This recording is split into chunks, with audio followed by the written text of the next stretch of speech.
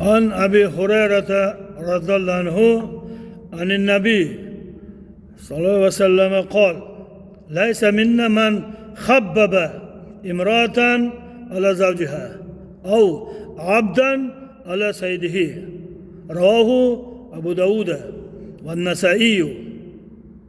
Abu Hurayra Allah razı bo'lsin bu kishidan rivoyat qiladi.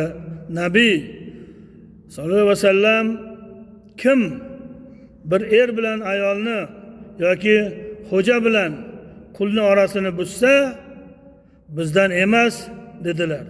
Abu Davud va Nasoiy rivoyatlari ekan. Xotin kishi ishonuvchan bo'ladi.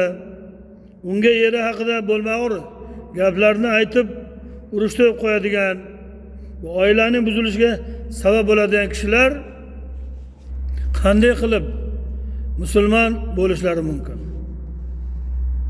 Erga xotini haqida turli bo'lmag'ur gaplarni aytib, uni xotiniga qarshi qo'yadigan kishilar musulmonlarga xos bo'lmagan ishni qilgan sanaladi.